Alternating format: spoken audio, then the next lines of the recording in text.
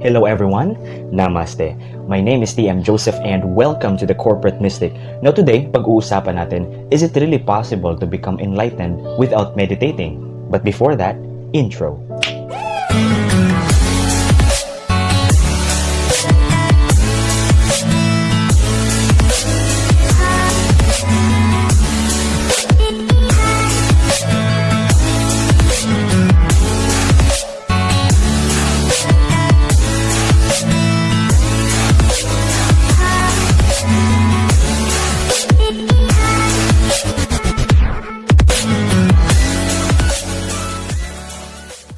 This idea came from Advaita Vedanta. Advaita means no two or non-dual. Now, where does Advaita Vedanta came from? Advaita Vedanta is a philosophical point of view. It's not a religious point of view. It was written in the Upanishads. The Upanishads is a scripture that was written by the ancient mystics or the rishis in India. It predates Hinduism and it also predates Christianity for 800 years. Now, what does this Advaita Vedanta tells us? Well, Advaita speaks of non-duality. It means that everything is one and one is everything. That means you and me, your cell phone, the chair that you are sitting in right now, it is all just one and the same. It is all Brahma or God. So we are God and God is us. We are everything. However, in this relative reality, in this reality that we are into right now, this is an illusion. And here we experience duality. So Advaita Vedanta tells us that in our most natural state, we are already enlightened. Meaning, you don't have to do anything to become enlightened because you are already enlightened.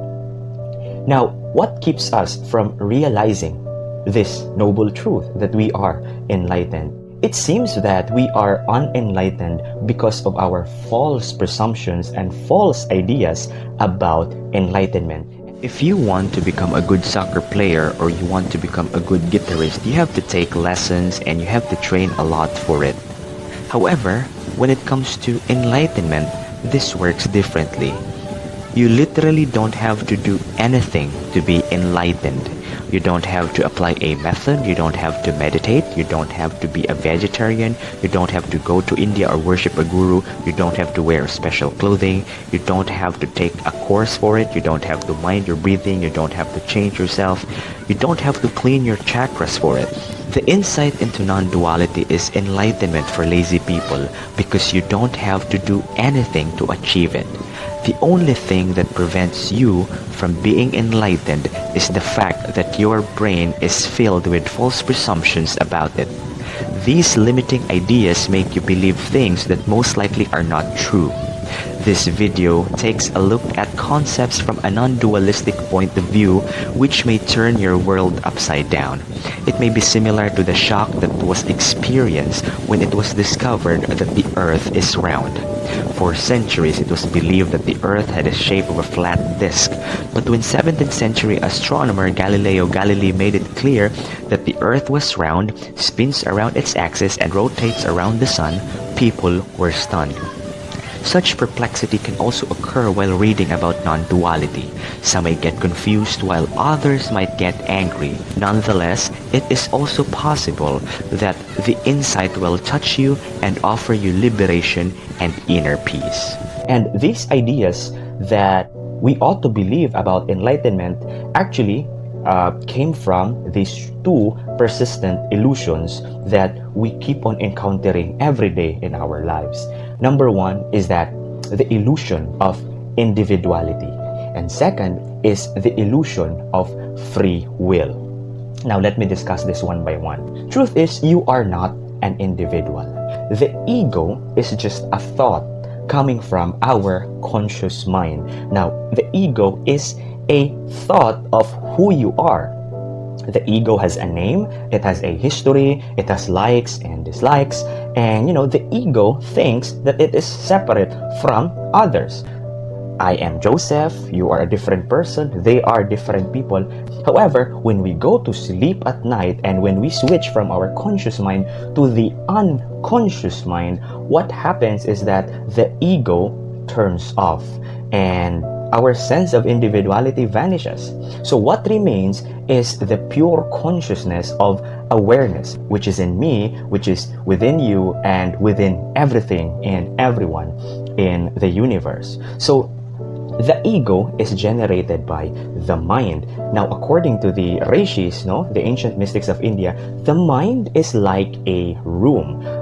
In this room, everything happens here. Your emotions, your cognitions, your sensations felt by your 5 different senses are appearing in the mind, and then it also vanishes in the mind, just like the waves in the ocean, right?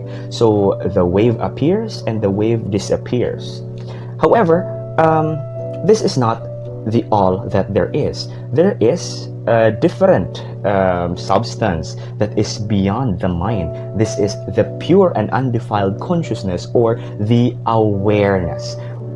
And so, since the ego is just created by the mind, it is not the real us. The real us is that something behind the mind, and it is the consciousness. Now, this pure and undefiled consciousness, it is the consciousness within me, within you, within everyone else, and this consciousness is just one consciousness. Kasi nga, di ba, Advaita means non-dual. Now, because of this consciousness, when we are so immersed with something that we are doing, when we listen to our favorite music, when we do our favorite sport, when we sing, when we dance, when we read our favorite book, the I slowly dissolves and it vanishes. And what remains is the awareness that lightens up the mind. So, meaning, the I am, which is not real, which is not the true us, that gives us the sense of individuality. And if it vanish, it is only the awareness that is left. And this is the oneness. This is the essence that is within everything and everyone. It is not that you have to get rid of the ego. It is about the insight that you are not the ego. Thanks to the ego, we experience ourselves as individuals who have the free will to make choices, which is fine, but realizing that you have an ego instead of being the ego can be a big relief. Non-duality means no two. Non-duality refers to the idea that everything is one consciousness. If you like, you can also call it one energy, one unified field, oneness, one God, one Brahman, one Tao. Consciousness creates the universe in the form of a playground so it can experience itself in all areas. Next is that the illusion of free will. Now, I know this is a hard pill to swallow. It is just like the discovery that the world is round and not flat. This really turned people's head upside down. But you need to listen to this. You need to understand this. There is no such thing as free will, though it appears in the relative reality, in the dualistic reality that we are into right now, that we have free will. However, we really don't have a free will. According to the ancient mystics of India, the rishis, we really don't have a free will because free will comes from conscious decisions that we are making. And if we come to think of it, if the ego is just a thought in the mind, and if there is really no I am, then who makes the conscious decision? Have you ever think of that? Now, our conscious mind is actually just 60 bits, while our unconscious mind is actually 11 million bits. That's like greater than the most powerful computer in the world, right? Now, our conscious mind, the 60 bits that we have right now, this is the conscious mind that you use when you listen to my voice, when you watch this video, right? So your 60 bits is focused on that. But if you have been listening to this for like more than 5 minutes already, you will start to feel that your butt is aching because you've been sitting there for quite a while. So your 60 bits now transfers there. Now, if you are standing when you are watching this video, your 60 bits now is actually focused on your feet because maybe you're feeling that it's quite a bit tiring already standing up. And if you're holding your cell phone right now, your 60 bits actually is being transferred into your hand. You are being conscious about your hand that you use in holding the cell phone, or when you are touching your laptop right now, whatever. All right, so there is really no free will. according to science, no, they have repeatedly tested this hypothesis that we have free will. However, they always fail. Scientists have been testing several people for centuries about the existence of free will. Now, what shocks the scientific community is that our decisions does not come from our conscious mind. However, it comes from the unconscious mind. So, in the several experiments that they have done, no, every time there is a question, and every time a person needs to answer that specific question, the choices that were made by the people were actually unconscious. So, for example, if there is a button that they need to press for a yes or no answer, when they press yes, actually their mind already decided before they were aware of the decision that they have made in that specific time. So meaning the decision comes from the unconscious mind, and then they just suddenly press the button, and then that's just a split second, and after, let's say, a fraction of a second, that's the time wherein they realize that they have pressed that specific button. So meaning it is not the conscious mind that makes the decision, it is the unconscious mind that makes our decision. It seems like we can choose what we do and what we think. At this very moment, you could choose to continue the video or stop watching it. Even though it seems like you are making the choice now, the choice is not made by you. The choice originates within you.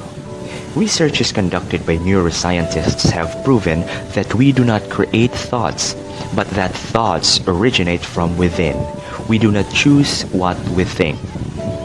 The most famous research is the one of the neuroscientist Benjamin Libet. The test subjects were to press a button at a time of his or her choosing. Watching a monitor, Benjamin Libet could tell that the subjects were going to push the button 200 to 500 milliseconds before they actually did. In short, there is unconscious brain activity first, followed by an action. As the neuroscientists can see the unconscious brain activity, they know when the subject is going to press the button even before the subject is pressing the button. So, before becoming aware of pressing the button, the unconscious brain has already made the decision to press it. The idea of free will is probably even stranger than the idea of not having a free will. Think, do you choose to breathe in and out? Do you choose to let the blood flow through your veins? Do you choose to make your digestive system work? Do you choose when you are hungry and thirsty and when you have to pee? Do you choose to be ill? Do you choose to be sleepy? And do you decide when you fall asleep? Do you choose to heal your wounds and to let your hair grow? It all happens automatically. Do you choose how you feel? If we could do that, everyone would truly be happy.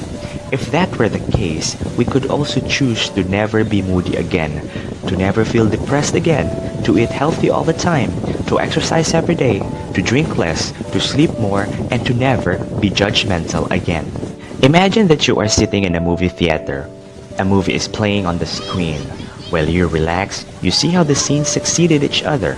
Sometimes it's exciting, sometimes you laugh, sometimes you feel romance, sometimes you feel sorrow. The emotions run through you, but because this happens without resistance, it feels marvelous. Such a movie brings you this inner peace, and you may even feel enlightened and free while you watch it. The interesting thing is that it can even feel nice to experience, for example, fear while watching a horror movie. Furthermore, people tend to find it a good way to express sadness during a movie. I cried like a baby, they say, sometimes even with a smile on their faces. Even though we try to avoid sadness and fear in our daily lives, we can openly enjoy it during a movie. This is because there is no resistance to these emotions. Imagine watching a movie in which problems are non-existent, where everything and everyone succeeds and there is not a single setback. For example, you're watching the gladiator fighting in the Colosseum and the emperor suddenly stands up and announces, "Sorry guys, but we all are one, so let's stop this nonsense. Throw your weapons aside and we can all go for some coffee perhaps. And oh, sorry that my ego was so inflated that I displayed all types of dominant and crazy behavior. I apologize." And so the gladiator puts his weapons down and goes home, where he continues his existence as a farmer. And that's it. End of the story. End of the movie. If this were to happen to you, would you likely accept it, or would you stand up in the theater and say, "Oh my god, what kind of boring movie is this?" You might even demand a refund. A movie is only exciting thanks to the duality that is depicted within it. Our lives are exciting thanks to all events, pain and pleasure included. As soon as we look at life as if it is a movie, we begin to understand that the things we see as not fun or annoying are just a part of the script. It is the duality that makes our life interesting and exciting. Pain and pleasure, health and illness, good and bad luck, and love and hate are all part of the duality of life. We want one side of the coin to always feel good and happy, and no matter how hard we try, there has never been anyone on this planet that has had never experience of having only purely good and happy times. It is pointless to try to avoid duality. Liberation comes when it is realized that duality is beautiful because it is the only way the whole story can happen. When the yin and yang are embraced, there is inner peace. It will feel like a weight has been lifted off your shoulders. This is why we use the word enlightenment. The simple message of non-duality or Advaita Vedanta is that one's life is also like a movie. It is possible to experience inner peace exactly like the experience you have while watching a movie. However, humans have muffets, or these tiny voices in our heads that is very annoying. These muffets constantly comment on everything, with the result being that we continue to live with all kinds of worries, frustrations, guilt, and tragic scenarios in our heads. As soon as we realize that life is a movie in which everything goes as it should go, we find peace. Feelings of guilt and frustration concerning events that have happened in your life disappear, along with all anxiety-filled thoughts of what could happen in the future. All the world's a stage, and all the men and women merely players. William Shakespeare. It was written 800 years before Christ in the Upanishads that life is a dream. Over time, it has been scientifically proven that the whole universe is a giant hologram and that the reality we perceive is created by our minds. This reality is therefore nothing more than figments of our imagination. Through our senses and thoughts, a certain reality is created that does not actually exist. It only looks real to us. Life, or the world, comparatively speaking, is much like a computer game. The world in which you run around is a digital puppet, and it does not really exist, but only appears on the screen if you are currently in that level of the game. As soon as you realize that you are consciousness and that the whole universe is a dream, fear of death will also fade. Because you are immortal, you cannot really die. What you really are is unity, eternity, infinity, and love. Everything is one.